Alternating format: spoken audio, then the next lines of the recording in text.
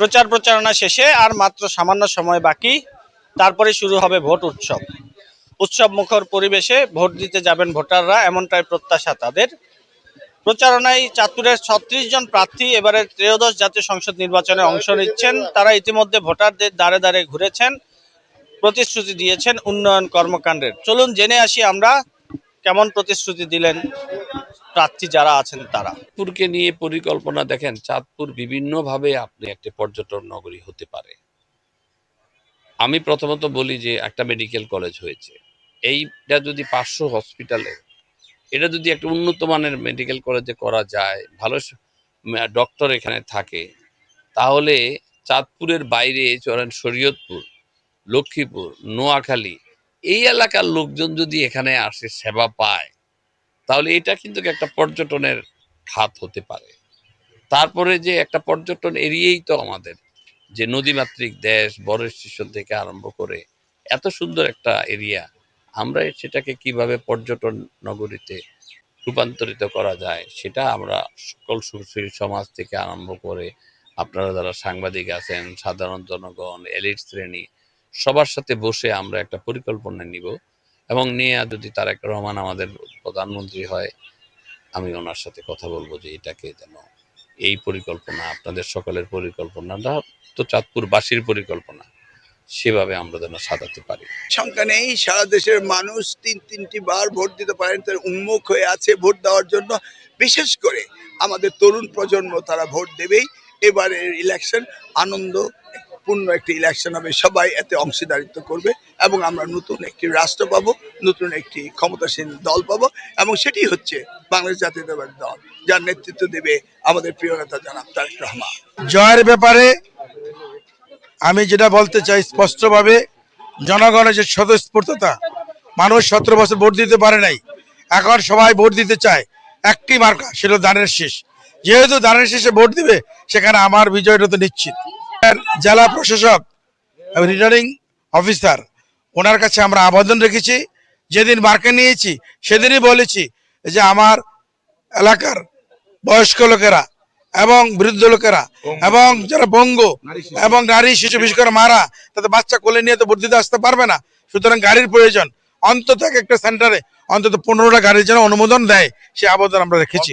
আমি বিশ্বাস করি যারা প্রধান নির্বাচন কমিশন এই দেশের মানুষের কথা চিন্তা ভাবনা করে, মা বোনদের কথা চিন্তা ভাবনা করে, বৃদ্ধদের কথা চিন্তা ভাবনা করে, বিশেষ করে বেশি ভোট প্রদানের কথা চিন্তা করে উনি এই আমাদের আবেদনটা বিবেচনায় নেবেন। টানা তৃতীয়বার অর্জন করেছে দেশের সেরা সুপার ব্র্যান্ড স্বীকৃতি বসুন্ধরা টিস্যু। আমি গত 29 তারিখের পর থেকে মতলবে প্রতিদিন প্রতি ঘন্টায় ঘুরছি। 19টা ইউনিয়ন, 3টা পৌরসভা, 2টা উপজেলার প্রত্যেক জায়গায় আমি পৌঁছেছি এবং মানুষের এক বাক্যে সাড়া পাচ্ছি যে সন্ত্রাসীর বিরুদ্ধে, চাঁদাবাজদের বিরুদ্ধে, দুর্নীতির বিরুদ্ধে মানুষ এবার জেগে উঠেছে এবং স্বৈরাচারের বিরুদ্ধে যে আগামীতে যে কেউ যেন আর স্বৈরাচার হতে না পারে সেজন্য ভোটে ভোট দিবে এবং 11 দলীয় জোটের যেহেতু আমি ক্যান্ডিডেট, আমাকে ছাতা মার্কায় ভোট দিয়ে জয়যুক্ত করবে। আমরা প্রতিদ্বন্দ্বিতা করতে পারি। আমাদের দল বহুদলীয় গণতন্ত্র প্রতিষ্ঠা করেছে মরহুম জিয়াউর রহমান। মানুষ ইচ্ছা আমরা ভোট করতেছি, মানুষ যাকে পছন্দ করে তাকেই ভোট দিবে। প্রতিদ্বন্দ্বিতা আমার হারুন সাহেবের সাথে, ওনার বাবা মার তো আর কিছু না, আমরা ওনার বাবা মার জন্য দোয়া করবি, উনিও আমার বাবা মার জন্য দোয়া করবে, সবাই সবার জন্য দোয়া করবে। ওনার ছেলে আমার জন্য দোয়া করবে, আমার ছেলে ওনার জন্য দোয়া করবে, কারণ আমরা তো মরতে হবে, তাই না?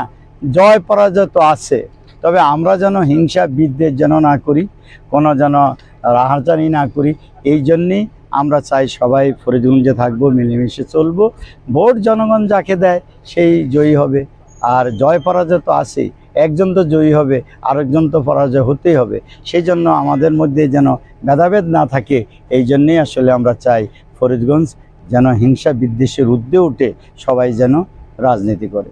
এটা আসলে মতলবের যে শুধু সমস্যা তা কিন্তু না, এটা একটা সেন্টার পয়েন্ট, এটার সাথে 3টা প্রায় উপজেলা কানেক্টেড।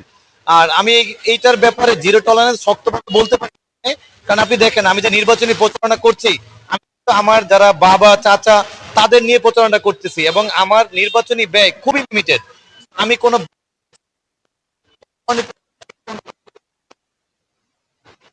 আমার যেহেতু দায়বদ্ধতা নাই, সেক্ষেত্রে ঠিক কাজ করতে আমার কোনো দায়বদ্ধতা থাকবে না। বালু মহল এবং যে কোনো অধিকারের বিরুদ্ধে নির্বাচনে আমরা যা গণসংযোগ করছি, লেভেল প্লেইং ফিল্ড সেখানে আছে, কিন্তু ইলেকশন ইঞ্জিনিয়ারিং সাধারণত প্রশাসনের পক্ষ থেকে হয়। প্রশাসনের সাথে আমরা যোগাযোগ করছি, তারা আমাদেরকে আশ্বস্ত করছেন যে এবারের নির্বাচন সম্পূর্ণ লেভেল প্লেইং ফিল্ড ভালো থাকবে এবং স্বচ্ছ এবং নিরপেক্ষ একটি নির্বাচন হবে। তো নির্বাচনের রেজাল্ট আসার আগ পর্যন্ত আমরা এখনো শঙ্কামুক্ত নই।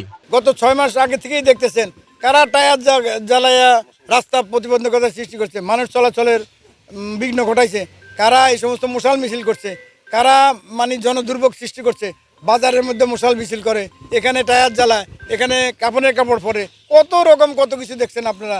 এরা কি রকম করতেছে, এরা কি রকম, এরা কি দল করে না দল কোনো সময় করছে এদের, আমি সেটা তো বুঝতে পারতেছি না জিনিসটা।